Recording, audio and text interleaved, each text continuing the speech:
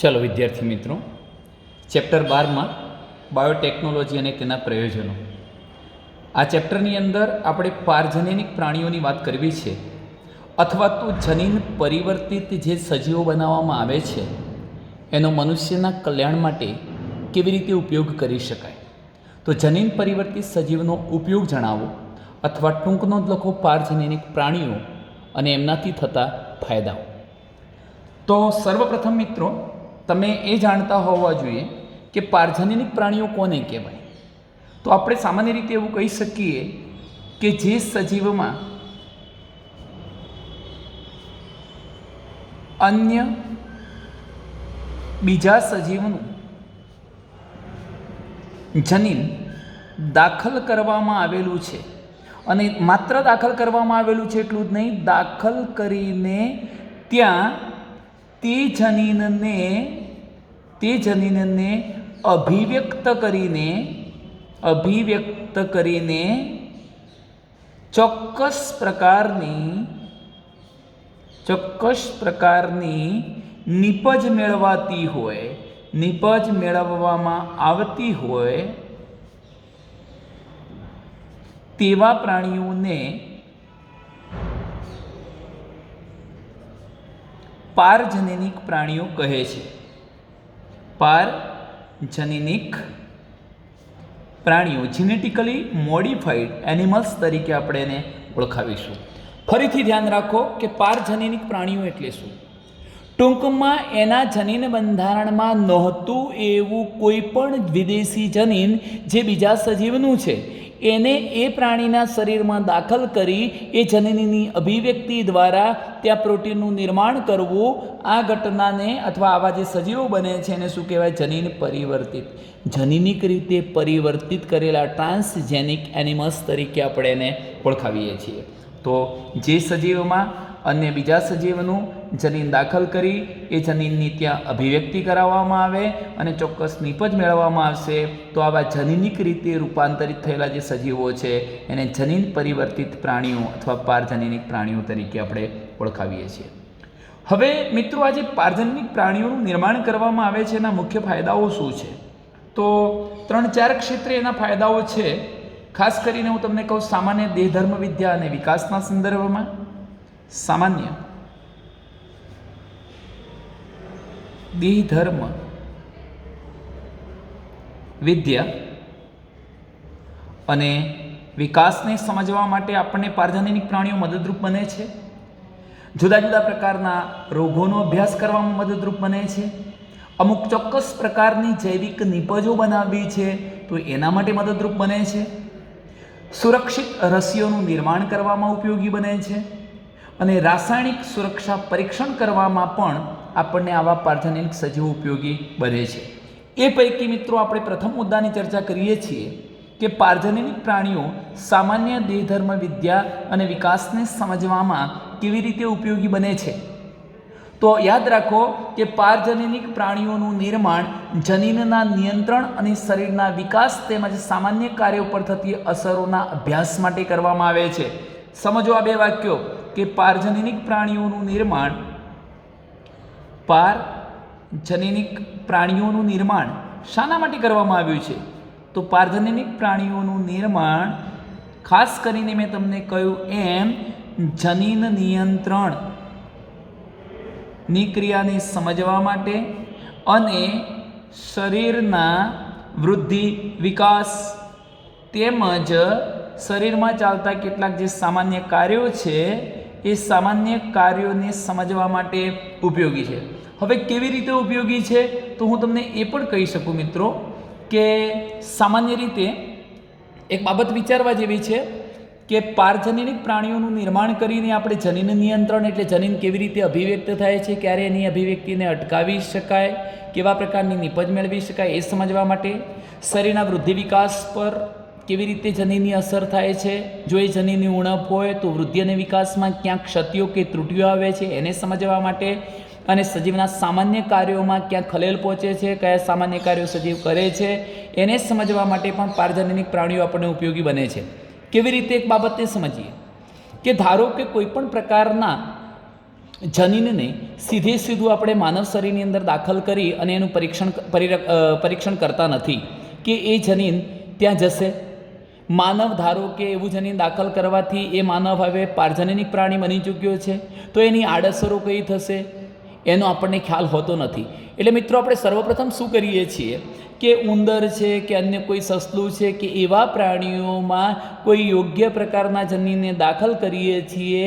એ જનીન ઉંદર વગેરેમાં અભિવ્યક્ત થાય છે, ત્યાં નીપજ બનાવે છે. આવા ઉંદર કે સસલાને આપણે પારજનનિક પ્રાણીઓ કહીએ છીએ. અને હવે એમાં ધારો કે હું એક કહું કે માનવ ઇન્સ્યુલિન ઉત્પન્ન કરતું જે જનીન છે એને ઉંદરની અંદર દાખલ કરવાથી ઉંદર પણ ઇન્સ્યુલિન અંતઃસ્ત્રાવનું નિર્માણ કરી શકતો હોય, તો હવે આ ઇન્સ્યુલિનની અસર ઉંદર પર એના વૃદ્ધિ વિકાસ પર કેવી રીતે થાય છે? શું આ રીતે નિર્માણ કરવામાં આવેલું ઇન્સ્યુલિન કોઈ આડઅસર કરે છે કે કેમ? આવો અભ્યાસ કરવો હોય, શરીરના વૃદ્ધિ વિકાસ પર એની શું અસર થાય છે, સામાન્ય કાર્યો પર શું અસર થાય છે, એને સમજવું હોય તો પણ પારજનનિક પ્રાણીઓ આપણને ઉપયોગી બને છે. તમે જાણો છો કે સજીવના વૃદ્ધિ વિકાસ માટે ગ્રોથ હોર્મોન્સ, ઇન્સ્યુલિન એવા ઘણા બધા ફેક્ટર જવાબદાર હશે. હવે આવા ફેક્ટરનું નિર્માણ કરતું કોઈક જનીન લેવાનું, એને કોઈ બીજા અન્ય પ્રાણીમાં દાખલ કરવાનું, માનવ સિવાયના પ્રાણીમાં, એટલે પારજનનિક પ્રાણી બની જશે. અને હવે એ પારજનનિક પ્રાણીમાં એ જે તે ફેક્ટર હતું જે જનીન દ્વારા ઉત્પન્ન થયેલું કોઈ કારક, એ કારક દ્વારા એનામાં શું અસર થાય છે એનો અભ્યાસ કરી આટકતિક રીતે મનુષ્યમાં પણ એવો અભ્યાસ શક્ય બની શકે. મિત્રો ઉદાહરણ તરીકે મેં તમને કહ્યું એમ કે આપણા શરીરની અંદર, માનવ શરીરમાં વૃદ્ધિ માટે જવાબદાર ઘણા બધા જટિલ કારકો છે. એ પૈકીનું એક જટિલ કારક આપણે લઈએ છીએ ઇન્સ્યુલિન, આંતઃસ્ત્રાવ છે. તો આવો વૃદ્ધિકારક પણ માનવમાં વૃદ્ધિ માટે જવાબદાર હોય છે. તો અન્ય પ્રાણીઓમાં ઇન્સ્યુલિન ઉત્પન્ન કરી શકે એવા જનીનને દાખલ કરી ત્યાં ઇન્સ્યુલિન મેળવવામાં આવે. એવા ઇન્સ્યુલિનને બીજા કોઈ પ્રાણીઓના શરીરમાં દાખલ કરવામાં આવશે, ત્યાં એની શું આડઅસર થાય છે, આડઅસર નથી થતી, એનો અભ્યાસ કરવામાં આવે અને છેવટે એનો ઉપયોગ માનવીમાં પણ આપણે કરી શકીએ. ચલો મિત્રો બીજી બાબત જોઈએ કે બીજી જાતિના જનીનનો પ્રવેશ કરાવ્યા સિવાય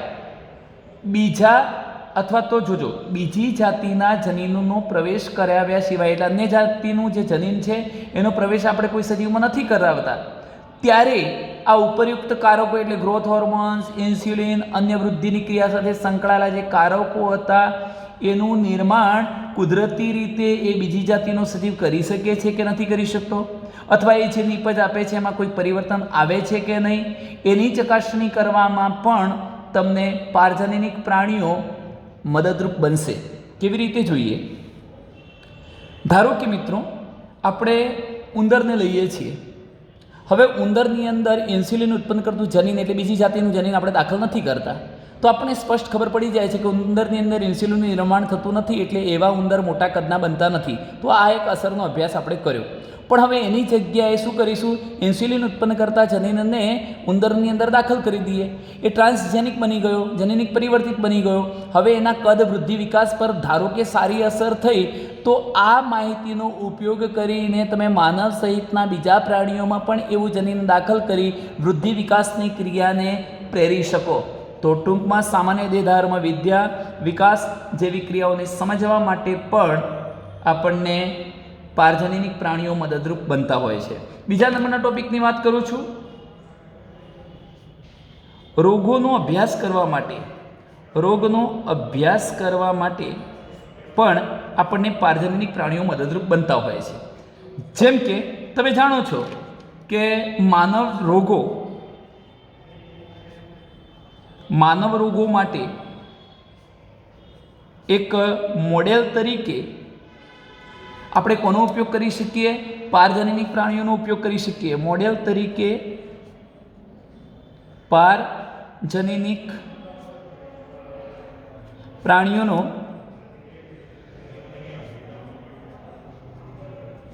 ઉપયોગ કરી શકીએ. એ કેવી રીતે? તમે જાણતા હશો કે વર્તમાન સમયમાં જોવા મળતા જે રોગો છે એમાં કેન્સર, સિસ્ટિક ફાઇબ્રોસિસ, સંધિવા અલ્ઝાઇમર જેવા ઘણા માનવ રોગો માટે પારજનીનિક મોડેલો હાલ ઉપલબ્ધ છે. પારજનીનિક મોડેલો ઉપલબ્ધ છે, હાજર છે. એનો અર્થ એવો થયો કે કોઈ પણ પ્રકારનું કેન્સર થતું હોય તો કેન્સર માટે જવાબદાર જે વિકૃત જનીન છે આપણામાં, હવે એ વિકૃત જનીનને ધારો કે ઉંદર કે અન્ય પ્રાણીમાં દાખલ કરી અને ત્યાં એની તપાસ કરી શકીએ કે ઉંદર કે સસલા જેવા પ્રાણીને આ પ્રકારનું કેન્સર થાય છે કે નહીં. માની લો કે હવે જો એ પ્રકારનું કેન્સર થતું હોય તો એમાં જે ક્ષતિયુક્ત જે જનીન હતું એ જનીનને બદલે સામાન્ય કાર્ય કરી શકે એવું જનીન ઉંદરમાં દાખલ કરીએ કે સસલામાં દાખલ કરીએ તો શું એને કેન્સર અથવા અન્ય રોગોથી છુટકારો મળી શકે છે? તો આ બાબત માટે આપણે એવા પારજનીનિક પ્રાણીઓને મોડેલ તરીકે રાખીએ છીએ કે જેમાં એ જનીન દાખલ કરવાથી એને રોગ થાય છે, નથી થતો એવી માહિતીનો ઉપયોગ કરી અંતે આપણે માનવમાં પણ આ પ્રકારના જનીનોને દાખલ કરી અને એ વ્યક્તિમાં થનારા જે રોગો છે એના વિશેની જાણકારીને મેળવી શકીએ. તો ટૂંકમાં રોગોની જાણકારી માટે પણ પારજનીનિક પ્રાણીઓ આપણને આ રીતે ઉપયોગી બનતા હોય છે. ત્રીજા નંબરનો જે મુદ્દો છે જૈવિક નિપજો મેળવવી.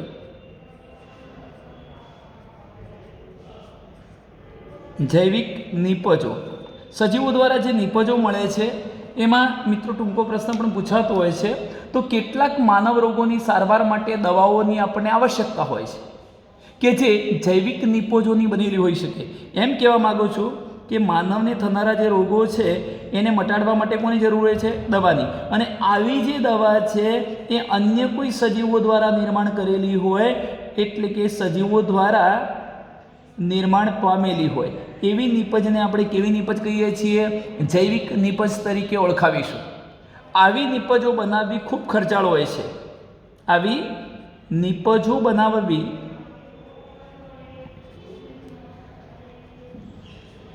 ખર્ચાળ છે. હવે પારજનીનિક પ્રાણીઓ જે ઉપયોગી જૈવિક નિપજોનું નિર્માણ કરે છે તેમાં ડીએનએના ભાગને પ્રવેશ કરાવાય છે. એનો મતલબ કે મારે ઉંદરમાં કોઈક એવું જનીન દાખલ કરી અને એ જનીનને અભિવ્યક્ત કરી અને ઉંદરમાં એ જનીન જ્યારે અભિવ્યક્ત થાય ત્યારે ચોક્કસ પ્રકારની નિપજ આપશે અને એ નિપજનો આપણે દવા તરીકે ઉપયોગ કરી શકીએ. તો એવી દવા આપણને કેવી પડવાની? સસ્તી પડવાની. સારવાર જે હતી એ ખર્ચાળ બનતી નથી. તો ટૂંકમાં કહેવાનો અર્થ કે જૈવિક નિપજોનું નિર્માણ કરવા માટે પણ તમે પારજનીનિક પ્રાણીઓનો ઉપયોગ કરી શકો. પારજનીનિક પ્રાણીઓ જે ઉપયોગી જૈવિક નિપજોનું નિર્માણ કરે છે તેમાં આપણે શું કરીએ છીએ? આવી નિપજ બનાવી શકતા ડીએનએના ભાગને એવા ઉંદર કે પારજનીનિક પ્રાણીમાં પ્રવેશ કરાવીએ છીએ જે વિશિષ્ટ નિપજોનું નિર્માણ કરશે. ઉદાહરણ તરીકે હું વાત કરું તો માનવ આલ્ફા-1 એન્ટીટ્રિપ્સિન નો ઉપયોગ આપણે એમ્ફીસેમા નામની જે ફેફસાની બીમારી છે એને મટાડવામાં કરીએ છીએ. હવે યાદ રાખો કે માનવની અંદર એક રોગ છે એમ્ફીસેમા, જેમાં ફેફસાની આજુબાજુની બધી જે પેશીઓ વાયુકોષ્ઠ હતો એનો નાશ થતો હોય, વાત વિનિમય ક્ષમતા ઘટી જાય છે. એવા કિસ્સામાં એની દવા કરવા માટે આલ્ફા-1 એન્ટીટ્રિપ્સિનની જરૂરિયાત હોય છે. હવે આપણે એવું પણ કરી શકીએ કે આલ્ફા-1 એન્ટીટ્રિપ્સિન ઉત્પન્ન કરી શકતા જનીનને અન્ય કોઈ પ્રાણીમાં દાખલ કરીએ એટલે પ્રાણી કેવું બની જવાનું? પારજનીનિક પ્રાણી. ત્યાં એ જનીન અભિવ્યક્ત થઈ એની જે નિપજ આપશે કોને આપશે? આલ્ફા-1 એન્ટીટ્રિપ્સિન આપશે. એનો ઉપયોગ માનવના રોગોની સારવાર માટે પણ આપણે કરી શકીએ. તો આ પ્રકારની જે નિપજ બની એને કેવી નિપજ કહી શકાય? જૈવિક નિપજ તરીકે આપણે ઓળખાવી શકીએ.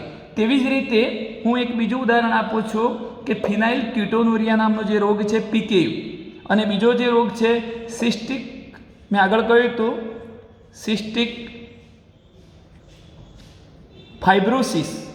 આવા રોગોની સારવાર કરવા માટે પણ પારજનીનિક પ્રાણીઓનો ઉપયોગ થયો છે. મિત્રો અહીં જરા ધ્યાન રાખજો, પીકેયુ અને સિસ્ટિક ફાઇબ્રોસિસ જેવા રોગની સારવાર માટે પણ આ રીતે પારજનીનિક પ્રાણીઓનો ઉપયોગ કરવામાં આવ્યો છે. હવે હું જે ટૂંકા પ્રશ્નની ચર્ચા કરું છું એ છે કે 1977માં પ્રથમ પારજનીનિક ગાયનું નિર્માણ કરવામાં આવ્યું. પારજનીનિક એટલે ટૂંકમાં દૂધાળી, દૂધ આપતી જે ગાય હતી એમાં એના શરીરનું જે બંધારણ હતું, જનીન બંધારણ, એની અંદર અન્ય કોઈ જનીનને દાખલ કરી દેવામાં આવ્યું તો એ ગાયને શું કહીશું? પારજનનિક ગાય. હવે જે આવી પ્રથમ પારજનનિક ગાય નિર્માણ કરવામાં આવી એનું નામ હતું રોઝી ગાય. રોઝી, આ રોઝી જે ગાય હતી એમાં શું અસર જોવા મળતી હતી જુઓ તો રોઝી દ્વારા, આ ગાય દ્વારા જેનું નામ રોઝી હતું, એ ગાય દ્વારા માનવની અંદર માનવ પ્રોટીન સભર દૂધ, માનવીમાં પ્રોટીન સભર દૂધ જે 1 લીટરમાં આશરે 2.4 ગ્રામ જેટલું ઉત્પન્ન કરવામાં આવ્યું. આ યાદ રાખો કે માનવીને પોષણ આપી શકે, પ્રોટીન સંબંધિત પોષણ આપી શકે એવું દૂધ, અને એ દૂધમાં 1 લીટર દૂધની અંદર 2.4 ગ્રામ જેટલું પ્રોટીન સભર, પ્રોટીનયુક્ત ઘટકો હતા, એવું જે દૂધ નિર્માણ કરતી ગાય હતી કઈ? પારજનની ગાય. આવું એ કેવી રીતે કરી શકીએ છે? તો એના માટે એક મહત્વનું ઉદાહરણ આપણે જોઈશું.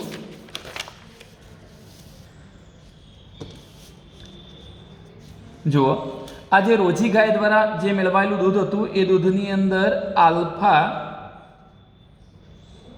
લેક્ટાબ્યુમિન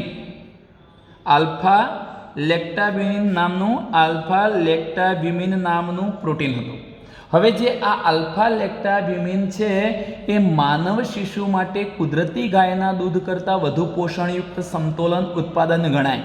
એનો મતલબ એવો થયો કે નવજાત જે શિશુ હોય છે, નાના બાળકો હોય છે, માનવ શિશુ, આ માનવ શિશુ માટે કુદરતી જે ગાયનું દૂધ છે એ ગાયના દૂધ કરતાં વધુ પોષણયુક્ત સમતોલન ઉત્પાદન ગણાય છે. તો આ કેવી રીતે થયું હશે? જુઓ, તમે ફરીથી સમજી લો કે કોઈ પણ માતા જ્યારે દૂધ દ્વારા બાળકને પોષણ આપે છે તો એ બાળકને પોષણ મળી રહે એ માટે માતાના દૂધની અંદર આલ્ફા લેક્ટાબ્યુમિન નામનું પ્રોટીન આવેલું હશે. આ પ્રોટીનને ઉત્પન્ન કરતું એના શરીરની અંદર જનીન આવેલું હશે. હવે એવા જનીનને કાઢી લઈને જે પેલી પારજનની ગાય, રોઝી નામની ગાય નિર્માણ કરવામાં આવી, એના શરીરની અંદર દાખલ કરવામાં આવ્યું, તો હવે એ ગાય પણ પ્રોટીન સભર દૂધ ઉત્પન્ન કરતી હતી, જેની અંદર માનવ દૂધમાં જોવા મળતો ઘટક આલ્ફા લેક્ટાબ્યુમિન હતો. એના કારણે જે અન્ય પારજનનિક નહોતી એવા ગાયના દૂધમાંથી જે પોષણ બાળકને મળતું હતું એના કરતાં વધુ પોષણ મળતું થયું. તો ટૂંકમાં મિત્રો, આવી જૈવિક નિપજોનું ઉત્પાદન માટે પણ પારજનનિક પ્રાણીઓનો ઉપયોગ થઈ શકે. હવે એવી રીતે હું ચોથા નંબરના ટોપિકની વાત કરું છું, રસી સુરક્ષા. સુરક્ષિત રસીઓનું નિર્માણ કરવા માટે પણ તમને પારજનનિક પ્રાણીઓ ઉપયોગ બને છે. રસી સુરક્ષા. મનુષ્ય પર ઉપયોગ કરતા પહેલા રસીની સુરક્ષા માટેના પરીક્ષણ કરવા માટે આપણે પારજનનિક ઉંદરોનું નિર્માણ કરીએ છીએ. જુઓ, ફરીથી અહીંયા કહું છું કે જે રસી બનાવવામાં આવે છે એનો મનુષ્ય પર ઉપયોગ કરતા, એટલે રસીનો મનુષ્ય પર ઉપયોગ કરતા પહેલા રસી સુરક્ષિત છે કે નહીં, રસીની સુરક્ષાનું પરીક્ષણ કરવા માટે કોને બનાવવામાં આવ્યા છે? પારજનનિક ઉંદરોનું નિર્માણ કરવામાં આવ્યું છે. કેવી રીતે?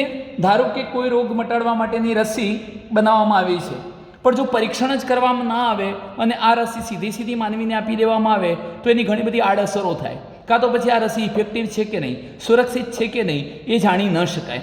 તો એના માટે શું કરવું? પહેલાં રસી તો બનાવવાની, જે મનુષ્યને આપવાની હતી એ મનુષ્યને આપતા પહેલાં પેલા જે પારજનનિક ઉંદરો હતા એને આપવાની. હવે ઉંદરમાં એ વિઘાતક અસર કરે છે કે સારી અસર કરે છે? જો સારી અસર કરે તો સમજવું કે સુરક્ષિત રસી છે.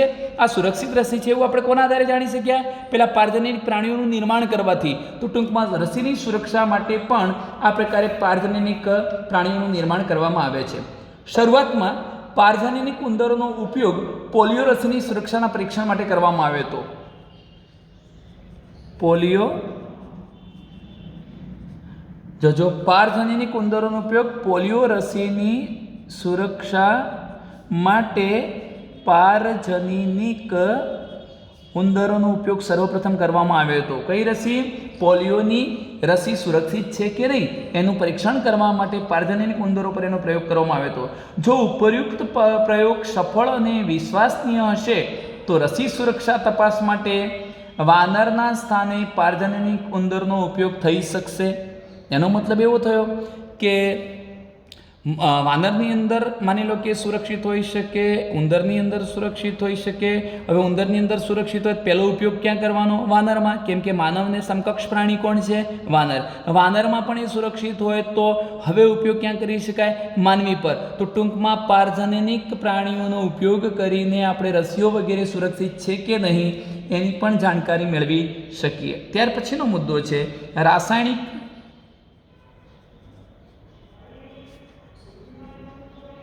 સુરક્ષા પરીક્ષણ માટે પણ તમે પારજનીનિક પ્રાણીઓનો ઉપયોગ કરી શકો.